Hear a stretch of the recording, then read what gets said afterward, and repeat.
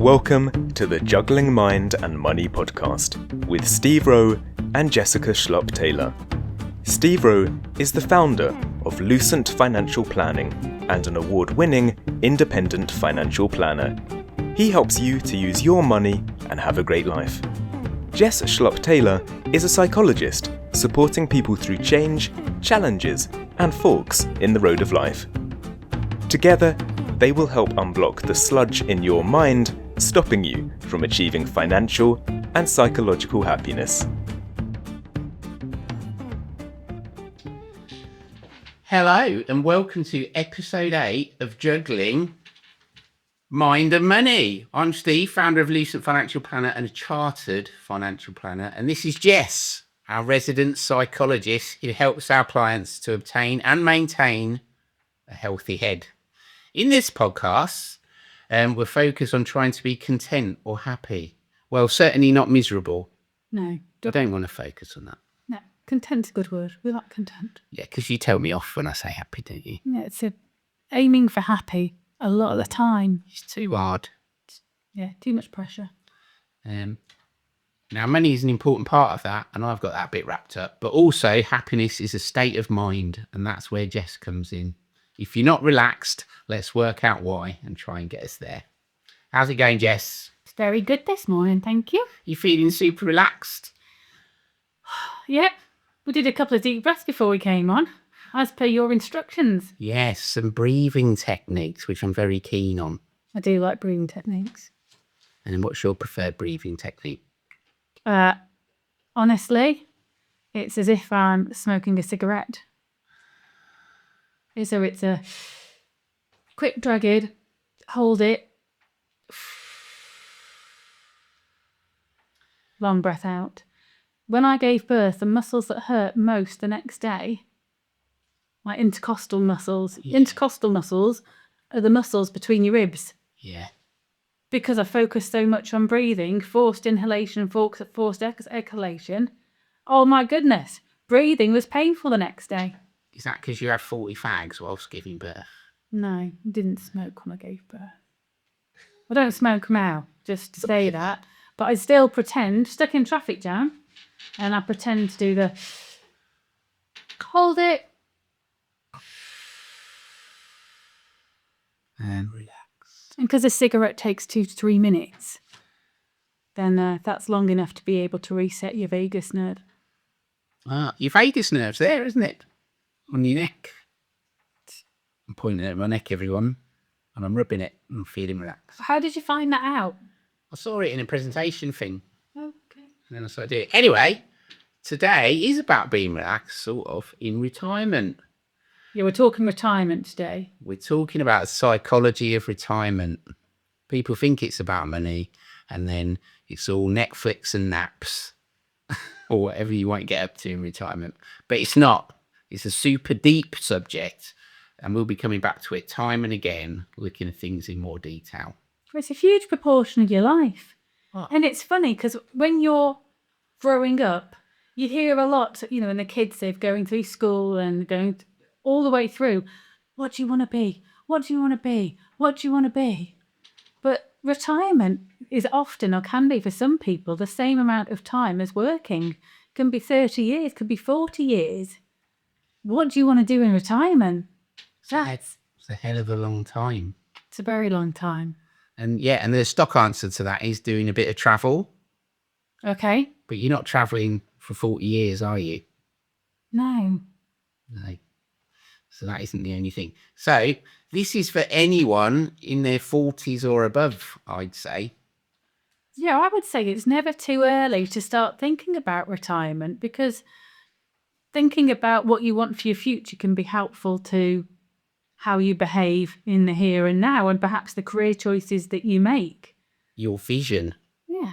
For your future. Yeah, so in your 40s, you're halfway through your working life, aren't you, really? So it's the second half.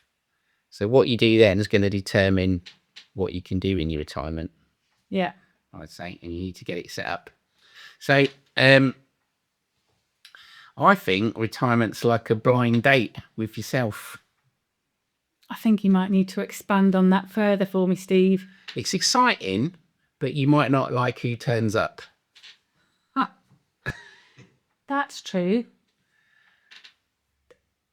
Yeah. I think people's expectations of, before we came on air, and I told you my analogy, which is retirement day can be a bit like your marriage day, where you get built up and build up and you build up to this, get to retire. And then you wake up the next morning and it's, what now? What next? What does the next chapter of my life look like? Because actually you haven't thought about the next chapter of your life. You've just thought about building up to that, now I get to retire. A lot of people do that. I think I'll be happy when I retire. And then they get to retirement and they've been waiting 10 years going, I'll be happy then. I'll be happy then. And then... And that in itself feels like such a waste, not to be happy when you're working, not to be able to feel fulfilled and get out of your working life, the build up, and almost hang on to happiness. I'll be happy when I retire, when it comes around. We want to be happy before that, but we're not talking about that right now. We're talking about retirement. So get back on track, Jess. Back on track, Jess. Anyway, so Jess, so people save for years, imagining their retirement, what it will be all. The world cruise, the trips to Barbados, sipping Pimms in the garden every day, and it's always sunny, right? Except when you're imagining your ski holidays, if you can do that. So what's the catch? Well, it's not always sunny, is it? And one of the things that when I speak to your clients, one of them said people should not retire in winter, because then they have 6 months before, like, they've imagined that retirees being able to posh around the garden and do the planting and do this and do that. If you do it in winter, it can feel a bit more depressing than it needs to be. So yeah, a couple of your clients have said, I wish I didn't retire in winter. I wish I'd retired in spring. And I thought, you're still going to have the same issues, just 6 months further down the line. I do think there's something in that, though, because you're able to do more things in spring and summer. And so the immediacy of the impact of being stuck in on a grey, miserable day, say it's like a Tuesday morning when all your mates, they might not have retired yet, so they can't come and play with you. What are you doing? And I think that's something that you really need to consider, because just the language you've used there, stuck in on a Tuesday, you don't have to be stuck in. Just because it's grey, just because it's dull, doesn't mean that you can't go and do things. There's no such bad thing as bad weather, just bad clothing. Is that right, Jessica? Skin is your waterproof material. Well, to an extent it's true, but there's also, the opportunity to find lots of things that are available, come rain or shine, come winter or summer. I am solar powered, so I do struggle in winter. Which is even more important, why it's important to find the things that brighten you up, that lift you, that give you the sense of achievement, of fulfillment in those dark months, as it is when you get to plant your bulbs and see things grow and flourish. So just to clarify, Jess isn't a robot. She isn't solar powered. She just feels nicer when it's sunnier. Yeah, SAD. Oh. And you are an outward bounds kind of girl, really. I do like being outside a lot, and having dogs has really helped, because that gets me out. You come rain or shine, regardless, I'll be out. And I'm more of a kind of outward bounds is out of bounds kind of person. That's not true. I remember quite early on in our relationship, you went and did a big walking thing. Was it in Scotland? I did. Hadrian's Wall. Because with anti-chafe pants or something like that. Oh, they glide along. Glide along. Match I up still right have there. mine, because you bought me some. Listeners. That was nearly made it on Psychology today. Some woolen socks I bought when I was walking Hadrian's Wall, because I had such bad blisters. Put them bad boys on, put my school shoes on, and I was fine. School shoes? Well, my proper walking boots gave me blisters. So I put me, essentially put my work shoes on. But they fixed it. And you glide along. You glided along. Hey, retirement. Yeah, so studies from the British Psychological Society. Someone's been on DuckDuckGo. Show about 1 in 3 retirees struggle with the change into retirement. Oh, absolutely. And I think actually people really underestimate the impact of going from working to not working has on their mental health. It's huge. Huge. Huge. And for some people, they do glide into it and they really love it and they thrive.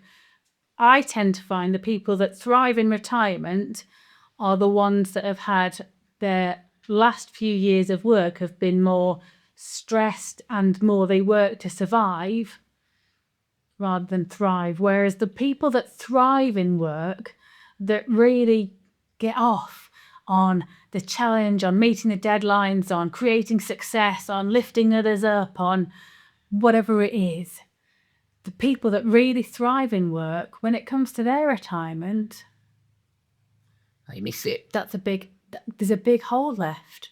Who am I? What do I need in order to feel fulfilled? What do I need to meet what fills up my jug, what lifts me up? And quite often people that thrive at work suddenly have this big gaping hole. And that requires a lot of looking into and a bit deep soul searching. What next?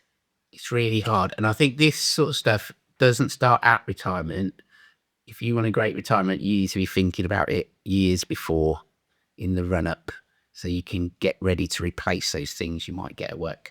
So Jess, I think it's fair to say that most people we refer to you, this is probably the number one subject. Yes. And unless it's like a horrible life event or a death or illness or something. Yeah.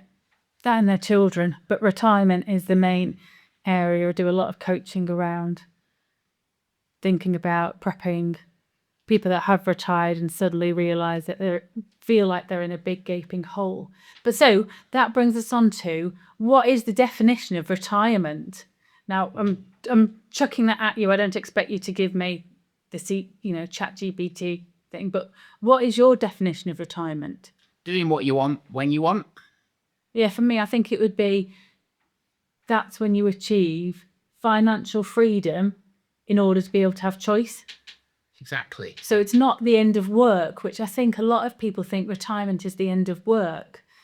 But for me, I would say that retirement is the start of being able to choose to do what you want when you want. So let's define work then. So work, I think, is when you have to do something and you're doing it for the money. Yeah. And that brings us, that links with that survive and thrive. So people that are working and are doing it for the paycheck to get through to the next bit, to get through to retirement day, they are doing it to survive. Yeah. So we all have to do that to a certain extent, especially when we first start work. But over time, you get other things from it, don't you? And these are lost when you retire. So if you think of the traditional retirement as just stopping, Yeah. Why are you doing that if you're going to miss it? You don't have to stop. It is that being able to choose between, all right, so what work do I want to do? You no longer feel trapped in work. If you did feel trapped, you have the choice to be able to do what you want, when you want. And I think for some people, retirement means a continuation of working. And that is okay. That is fine. If that's what fills their fuel tank up, if that's what makes them glow, then retirement needs to have an element of that. So I think retirement's got a bit of a negative connotation, hasn't it? Pipe and slippers. Yeah, gardening. That's another topic that people struggle with, is when they introduce themselves. And these are people that, have probably had a large element of success throughout their life. And they go to networking or they go to dinners and they think, I'm all in, just work really hard to climb the ladder and achieve the titles that I've got. And good evening, who are you? What do you do? They have this, I'm retired. And that doesn't feel like they have that same sense of worth that they did before, when they could say, whether they were a commander in the military, the general in the military, or whether they were a CEO, or whether they were a senior manager, or whether they were a manager, or whether they were a specialist engineer. Those job titles, those roles for many people came with a sense of purpose, with a sense of achievement. And that negative connotation, status, that negative connotation around, Oh, I'm retired. So what do you do then? You're retired? What do you do? Yeah. Play golf? Ha ha ha ha. Actually, yes. Spend a lot of time in the 19th hole. Some of the stereotypes are hilarious. I do like golf though. For retirement, it's very good for mental health. Is it? If you enjoy it. Isn't it extremely frustrating? I think it's really good to increase your mental health. So that frustration, being able to get over that frustration, that's quite a good challenge. And being able to use that as a challenge and recognise that that's half the point of golf. It's not so much hitting the ball. It's more about how you get over hitting the ball badly. Because let's be honest, unless you're Tiger Woods or I was going to name another golfer, but I don't think I can. Phil Mickelson. It's my mum's favourite. Laura Davies. I don't follow golf. I have no idea really. Anyway, unless you're one of those, you're going to hit more bad balls than good balls. So mental health, plus it gets you outside for not just 1 hour, not a half an hour walk with the dogs. No, 3-4 hours. Yeah. Winner. So I think with retiring, there's that retiring to be nothing, to be ignored, but isn't. It's just doing less work so you can do more fun stuff. I think people also see retirement as a pull on society.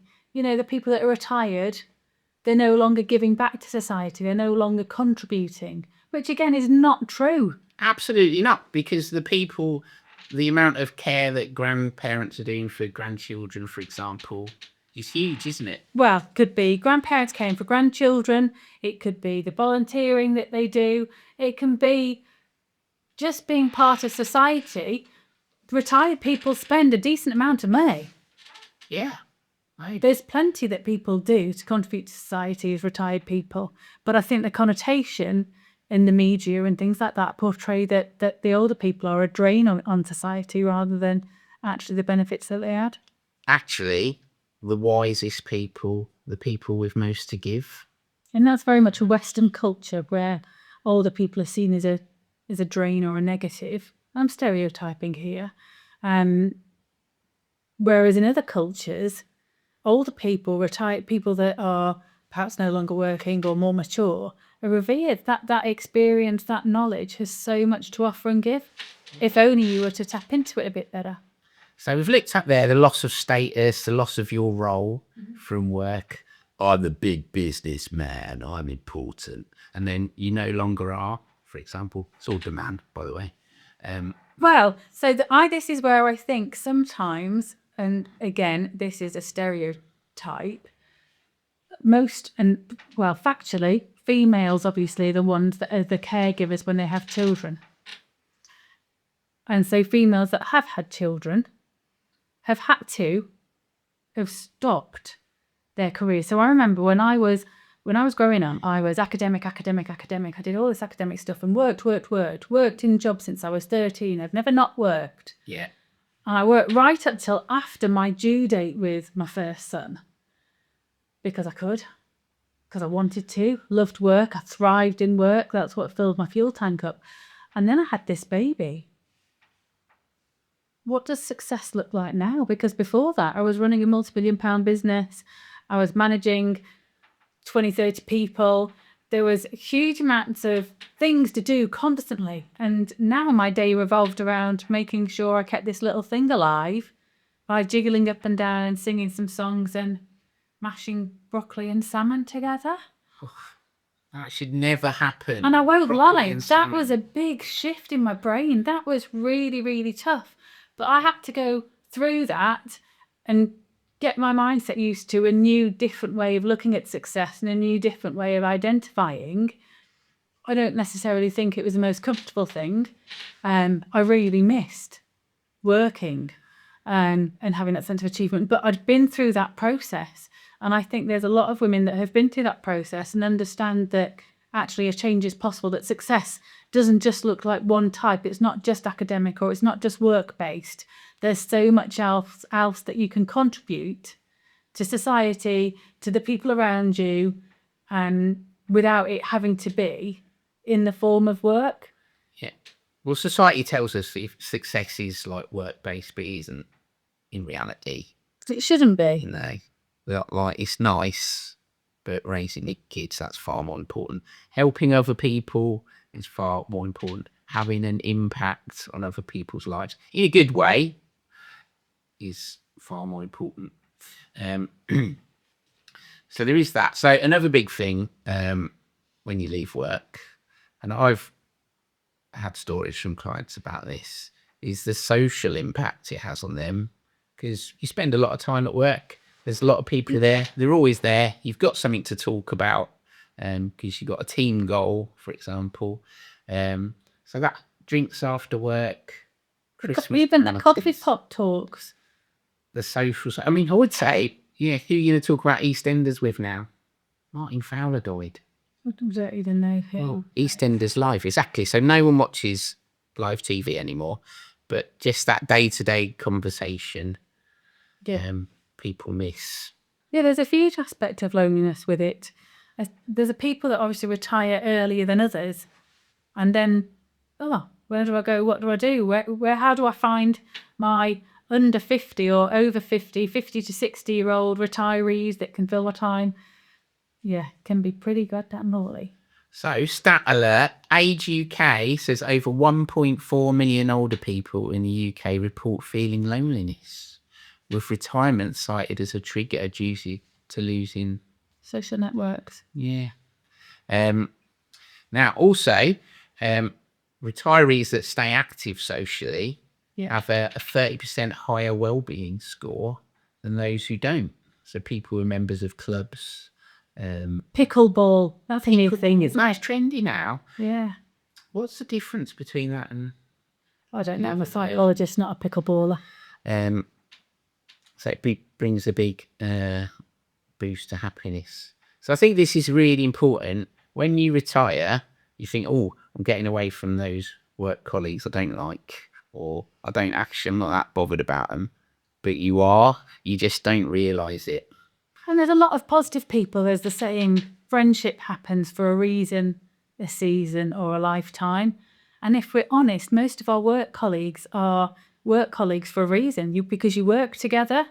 I think a lot of people think they're going to be able to maintain those friendships after they leave work. But lo and behold, no one actually gets in touch. And the retired person sat there thinking, thought we were friends.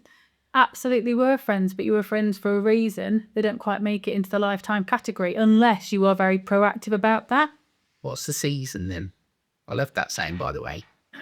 Love a bit of poetry. So for a certain amount of time, and it could be that, whilst you're at school, like if you're a mum and you have the baby phase where you're not working and you get together with other mums that aren't working and you have that friendship group.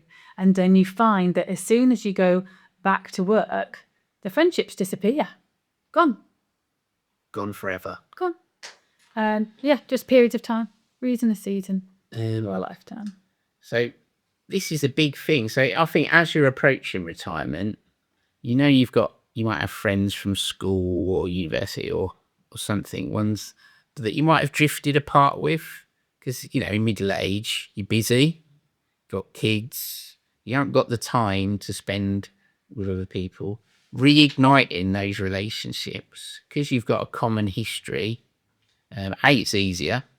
B, they like you anyway, not because you did what you did at work. They like you because of who you were. And deep down, ladies and gentlemen, you're probably still that person, I think. So I talk a lot from clients about, hey, when you're 20, in your 20s, work got in the way and you're trying to get out of work to go and see your friends. And then over time, work built up, became more important. You see less of your friends. You have no time. You like to be in bed at 9:30. It gets harder. Reignite those relationships and get back to how you were in your 20s if you can, but obviously with more sleep. So when I speak with the clients, I often try to get them to have conversations with their employer about integrating retirement. So rather than going from full-time to zero time, think about dropping down to, if you're not going to retire in 2 years' time, dropping down to 4 days a week, dropping down to 3 days a week, Because in that extra 1 day a week, that 2 day a week, you can start exploring either the friendships, or you can start setting up the well-being things, the pickleball or the squash or the rugby or the golf or whatever it is that you want to get back into, or the voluntary work somewhere else. Whatever it is that floats your boat, you can start investing time to start creating those.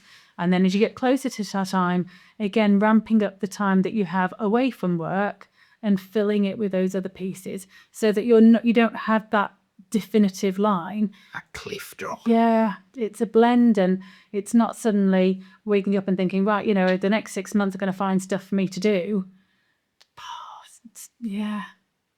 You can have it already lined up.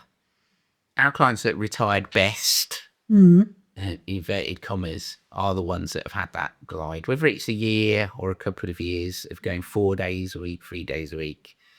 Because if you think about it, if you're working 5 days a week, by Friday night you're knackered. You might have a couple of pints with people from work or something. Saturday you might be doing washing, shopping, all those life admin.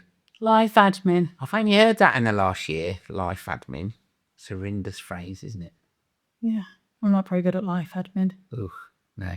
But that's what you do at the weekends. And then if you're lucky, you might have an afternoon where you can do what you want. And you're doing that for probably 46 weeks of the year or something, and you get some holidays. So if you've got a day or two extra, that's where in the week, as you're working 3 or 4 days, that's where you can build up your hobbies. Looks like we're going to start playing pickleball, doesn't it? I don't know, it's just a word, isn't it? But yeah, I think hobbies are good. One of the exercises I get your clients to do is a bit of a spidergram, a brain dump, and we look at different areas of the life. So we look at the financial bit we park, that's your domain. And you cover that off with them, luckily. But looking at socially, what are their needs? What are their ideas? What are their options? Looking at family, what are their options? Looking at education, what are their options? Looking at working, what are their options? Because for some people, we need to put it all down. There could be voluntary work, there could be part-time work, there could be a complete change from in the type of work that you do and starting. And some people start a new career after they've retired. Yeah, doing something completely different. And all those options, putting down all those options, and we do an exercise around grading in between something that, I like the sound of that, and that would get a green, or, actually that's something to explore more, that would be an amber, and then, that's a no-go for me, would be a red. People can do that. And you do that with your family, you do that with friends, you do that with social. You might do it if religion or spiritual beliefs is a big part. But we cover all aspects of life, and we get people to brain dump everything, so then they can start really thinking about the green things. Those are the standout. Those are the things that I can start acting on and doing something with. And the amber, okay, I'll give that a bit more thought. And the red is useful because I can park that. I never want to be, I don't know, working there again, or academics never want to learn again. But for some people, it can be different. So retirement should be the best time of your life, really, because you got money, you got time, and in the early part, you've got your health, right? And that is where, I don't know about you, Jess, but I feel I've got something in my basement that I really want to do, but I can't at the moment, but I'm going to do it, right? That really excites me. But you can't do it whilst you're working, because you need to work to earn the money. But when you've got enough, that's when you can go out and do this thing that might have been driving you all your life. Maybe. Like what? I can't tell you. Oh. It's private. But I will tell you on another episode. Okay. So, purpose. This is what I'm sort of alluding to there. Yeah. We need enough purpose so we can sleep soundly at night, but jump out of bed in the morning and go, whoop, whoop, I'm off to do whatever it is. And this could be a large thing, like, I don't know, getting a degree. Some people do that. Yeah. Or a doctorate or a master's or whatever. It could be something quite small. It could be helping others. It could be educating people, or, being for part of the National Trust and being able to help people with that. It could be working with different parts of society. There's lots of purpose. It could be helping your kids out with their with their children. There's so much things, but it has to do, like you said, is lift you up, get you out of bed in the morning and make you feel, yeah, I'm serving a purpose. I've got something to do. I add value. Yeah. So there's a statistic from the ONS, Office of National Statistics. Yeah. That's right, ladies and gentlemen. Being a financial advisor, I look at this stuff. You're more blue than me. You like your data. Yeah. Well, have a look. Anyway, people with a clear sense of purpose live on average an extra 2.4 years. Isn't that interesting? That is interesting. When I see data like that, I'm like, right, 2.4 years contentedly with good health, or 2.4 years in misery. But you should imagine, because you get up and go. So let's take that purpose. There's a gentleman that works at, I'm going to get it wrong. There's an air museum in Coventry. Okay. I think it's towards Coventry. One of my neighbour volunteers there. Yeah. And the roaming tool shed people, they went there and they did a piece on this gentleman. He retired when he was 70 and he sadly lost his wife very early on in retirement. And he didn't necessarily have anything to do with his time. So he went and volunteered at this air museum. He's now in his 90s, 92, and he still volunteers there 6 days a week. Yeah. And I remember does he? Yeah, the tool shed asked him and said, the air museum have got a lot to you to be grateful for, which they do. This gentleman had added so much of his time and his energy and his passion, made such a big difference to the air museum. And he said, I have so much to thank them for. It's given me a purpose. Gives me the reason to live. It gives me the reason to get up in the morning and get on. And he loves it. And he still has value. I'll tell you what, getting in and out with those aeroplane cockpits and things is not easy. Doing that at 90, that's cool. He's one of the coolest people I know. But he has purpose. Good on him. Well, that's a great example. He's helping people. They're helping him. We all help each other. This is how it works, ladies and gentlemen. We are a social species. Yeah, retired people are not parasites. There's a symbiotic relationship to have. And it's about going out and finding it. And giving and helping other people makes you feel good. Fact. Right. So me and Jess, we're free rollers, aren't we, really? Free rollers? Well, yeah, we're not great on structure. You might notice so, listeners, it's not our key skill. And we tend to go off on one about something. But a lot of people, when they retire, they miss the habit, the structure that work gives them to your week. Routine. You got a nice rhythm to the week. You know what you're doing. You've done it a long time. You don't have to think. If you don't think, you don't get stressed. You feel good. So 25% of retirees experience mild depressive symptoms. Yeah, absolutely. Especially in the first year. So you get through the first year, like, woo! I'm having a great time, I'm retired. What do I do? Oh. Yeah. There's definitely an element of that. Eating, sleeping, everything that's linked with depressive symptoms, getting out of bed in the morning. Why? What am I going to do now? I laughed at all those people that watched bargain hunting this morning for many years. And now I'm watching Homes Under the Hammer and benefit scroungers or whatever programmes on BBC or ITV or, God forbid, Channel 5 at the time. They're not a fan of Channel 5 yet. I don't know. I was just making stuff up. I used to like it 'cause I had neighbours on. But there's absolutely depression risk. Because a lot of people will go up to retirement thinking it's going to be happy, going back to what we said earlier. Expectations are when I retire. So they never put thought into what I'm going to do and how I'm going to do it. And then they think, I'll do 6 months of finding myself. But actually, they can actually spend 6 months a year being lost. That's it. So we've just scratched the surface today on some of the psychological issues of retiring. We will come back to this a lot. We'll look at some of those in more depth in future episodes, and we'll look at others. Yeah, because things like we haven't even touched upon the money psychologically. Yeah, there's so many. We're going to look at the money in a moment, but first, a word from our sponsors.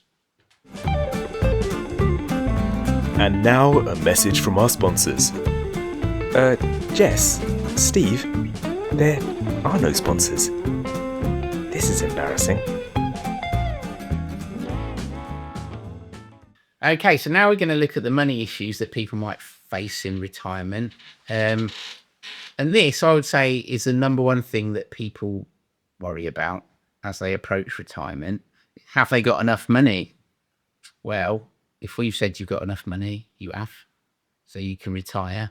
But then the second biggest issue, I think, is that fear of running out. So you may have been, well, you probably have been saving for decades for your retirement.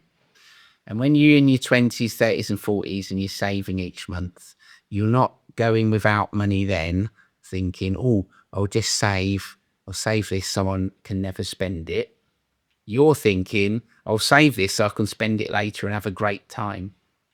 But after decades of watching your wealth rise, hopefully, you get stuck to that a bit and you think, oh, I'm worried about that it's going down. This is a huge one for your client, isn't it? Yeah, massive. Very, very difficult for them to get their heads around.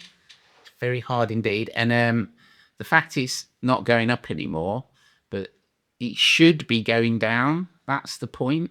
So in the long run, Jess, we're all dead, aren't we? Yep. We are all just dust in the wind. One of the life's guarantees. Yeah, land taxes. And we've only got a limited amount of time where we'll be able to spend this I money. was going to say, unless you're Elon Musk. But carry on.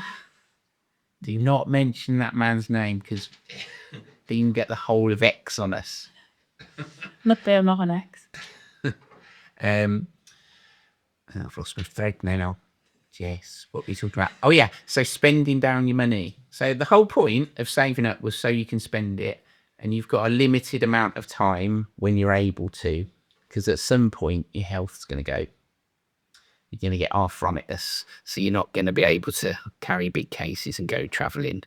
You might have a stroke or a heart attack. You might just conk out altogether. Can we get off those depressive subjects? They're not depressive. They're reality. And they're coming for you. Harsh. Right? They are coming for you in one way or the other. So the time is now. The time is now. So let me tell you a story. Ooh. I think I can share this.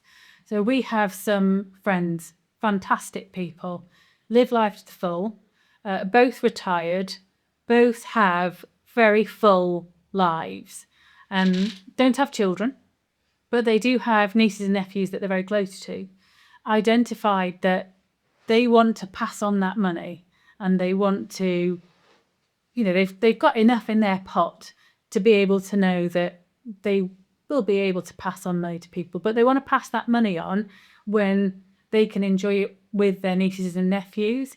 So they've actually said to them, what is it that you want to do? What do you want to learn? What do you want to add to your life that we can help you with? And some of them have chosen to get their paddy, their scuba diving. Oh, yeah. And that's something that this couple do. So not only do they get to scuba dive and learn to scuba dive, but they also go on holidays and paddy and scuba dive together. Awesome. Yeah, exactly. And right now, or obviously not now, depending on when you're listening to this, but one of them chose to go horseback riding, I think in a safari. Oh, what a life experience that not only are the retired people getting to do, but they're getting to share that with people that is going to add value to those other people's lives throughout. That's huge. If you think about what you remember as a child from your grandparents or something, people that might not be here anymore, right? You remember going to the seaside or the zoo. You remember experiences. You don't remember the toys they got you, generally. So if you die and leave them a lot of money, that's very nice, right? But their memory of you spending that with them, the big, go to Disney World or something, that will stay with them forever. Yeah. I think Plus you'll have fun as well. But I think you always say you don't necessarily want to die with a pot of money in the bank, do you? Because what's the point? What is the point at looking at a screen or your statement going, oh, that's a big number? If you like looking at numbers, write it on a calculator, right? Because it's irrelevant unless you use it to have fun for yourself, help people you love, help the wider community. And the benefits to you of doing that are you will feel better and happier. Like, fulfill your life whilst you're alive. Fulfill other lives whilst you're alive. Yeah. If you can, financially. If you can. So you need to find out whether you can or not, and when you may run out of money and how much you can spend. Okay. So a big thing people underestimate is how much their wealth that they already have, how much that will make them in future. So they tend to just look at the number and divide it by how long they think they're going to live, right? Not looking at the amount that money will generate in interest. Well, so this is a really important topic because obviously I do work with Lucent and the Lucent clients, but I also have lots of friends and people out there and work colleagues that don't have a financial plan. They don't see a financial consultant, and they just make decisions and choices based off arbitrary, a newspaper article or whatever it is. Which isn't about them. And I remember thinking, I don't have much money because of lots of other reasons that we don't need to go into right now. And yet you said, come and have a chat, Jess. Let's do some mapping out. And it was the best few hours spent of my life where I felt like a massive weight had been lifted because I knew what I needed to do in order to get the outcome that I wanted and where I needed to be in order to get the outcome that I wanted. And then what that would look like and be able to break that all down. Massively valuable. That's really touching, that is, Jess. I feel a bit emotional. Well, sometimes I'm soft and squidgy, but it did make a huge difference. It feels like it's such a big opportunity to get this right. Like, retirement is a third of your life. A third. And yet, to think that you're going to do that without any advice and just do it off your own back, there's so much that can go wrong. I don't want to scare people, but there's so much that can go right. And surely you want to do everything possible to make sure it's right. So this is a situation you either sleepwalk into penury accidentally, that ain't good, right? Or you die or get unhealthy with a load of money, and then you think, oh, I could have done that. Yeah. These are the things I could have done. Now, unfortunately, I see that in people, the regret in their eyes. It is horrible. Do not be that person. You might have 15 weeks, you might have 30 years in retirement. You do not know. This is what I'm talking about earlier. The time is now, right? Once you have enough money, if there's other stuff you want to do it. Okay? Sorry, I've worked myself up there because I can't stand it. And one of the things that I do love about Lucent and the way they treat clients is that financial planners make money by having money in the bank, by their clients having money in the bank. And yet Lucent are all for their clients spending the amount that's going to mean that they get what they want out of life and fulfill their life, but also see them through safely and happily for as long as they live. And getting that balance is so important. That's partly from our mental health, though, because when people come back and you just talk about their figure in their bank having gone up, that is really boring.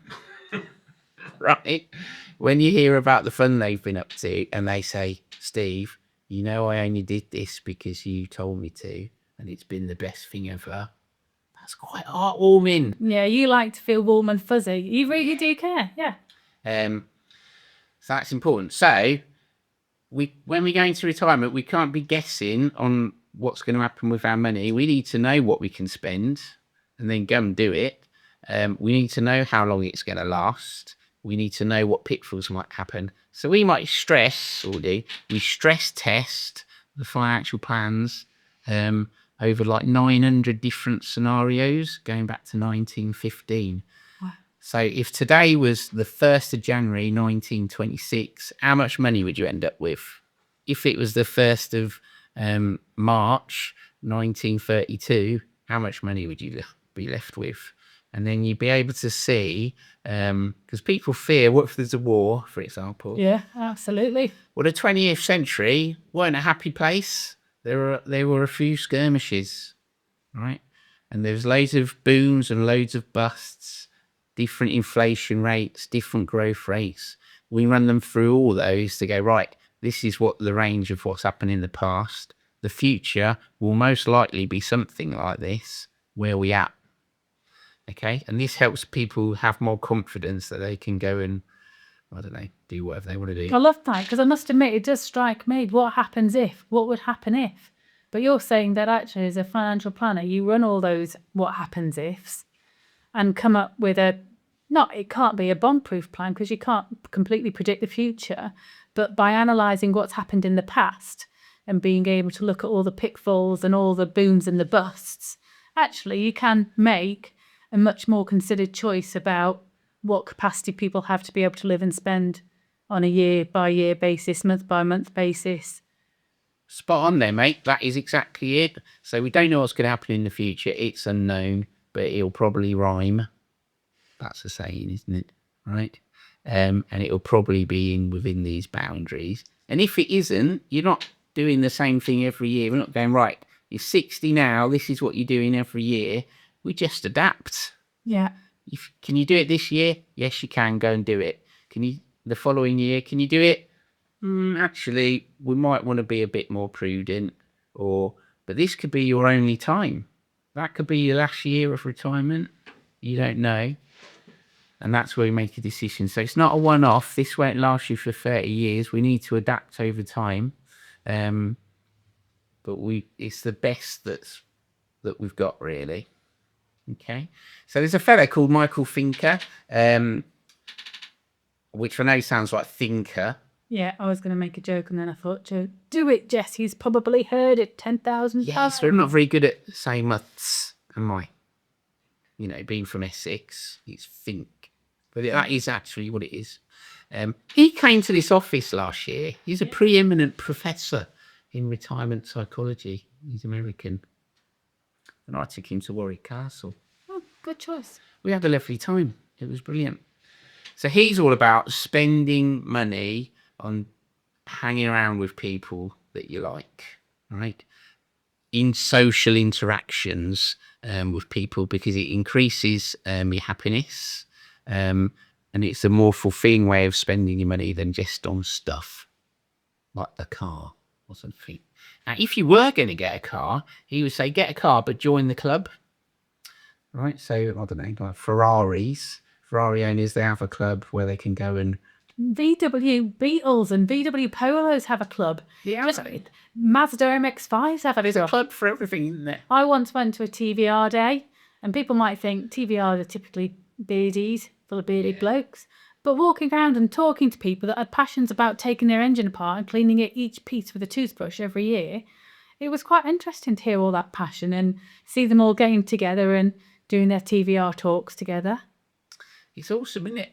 They buy the thing, but join the club, so you get most. There's also a festival. There's like VW Bug Fest or something.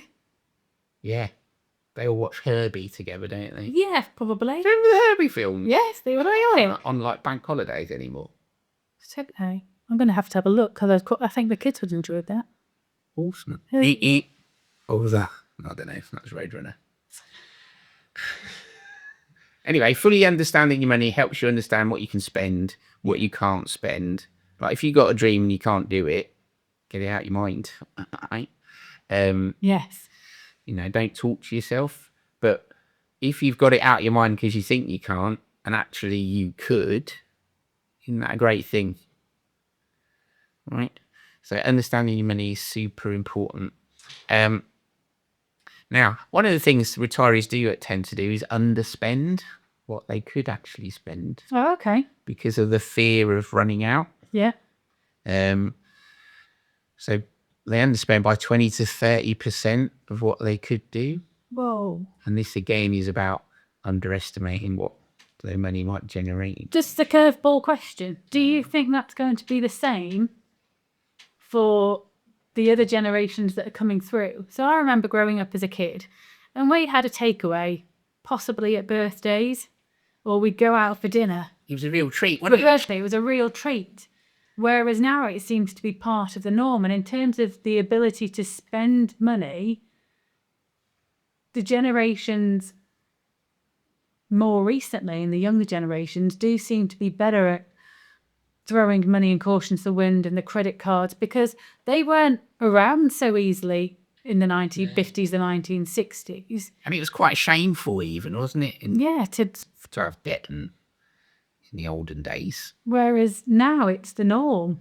Yeah. So I wonder if over time we're going to have to adapt this podcast in 20 years' time and do a different one. Won't we be retired in 20 years? I won't be. I know you look 25, but I'm knocking on 50. Yeah, I think another 20 years I'll still be going. Would you?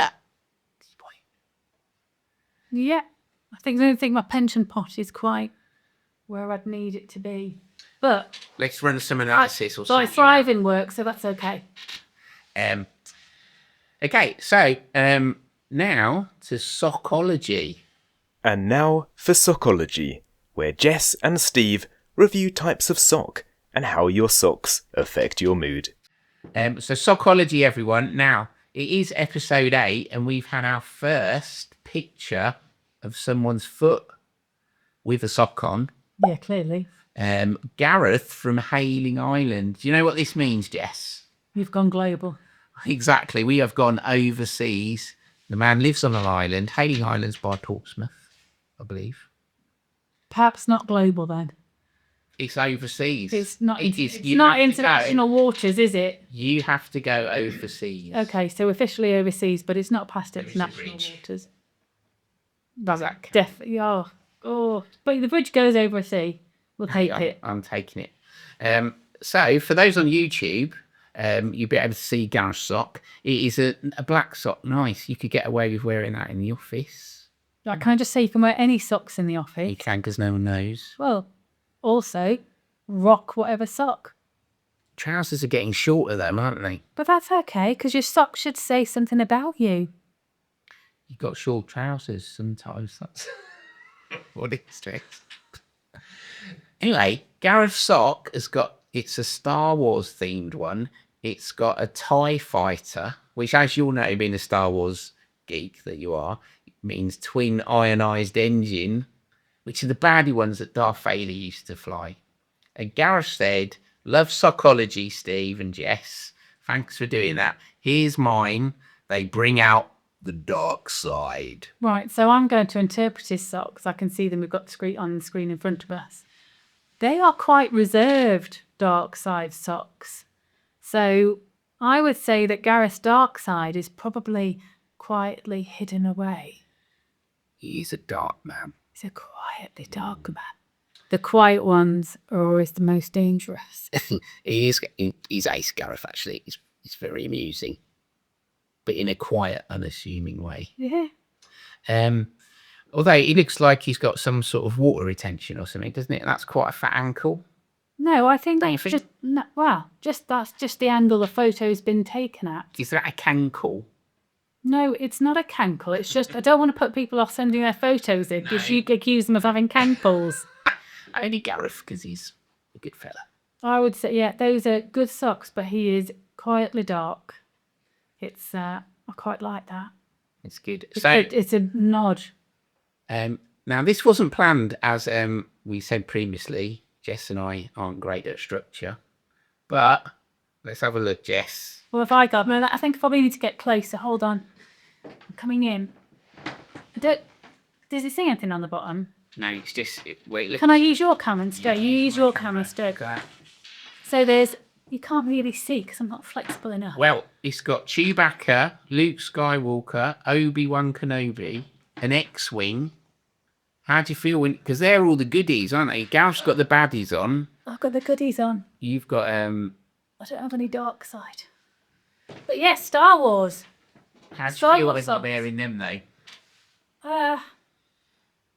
You know what? It makes me smile a lot. Mainly because Chewie's my favourite. I like the idea that somebody that can't really be understood and I'm not really speaking to my mic. That can't really be understood and just but he's still everyone's friend. Because he's tall and super cuddly and hairy.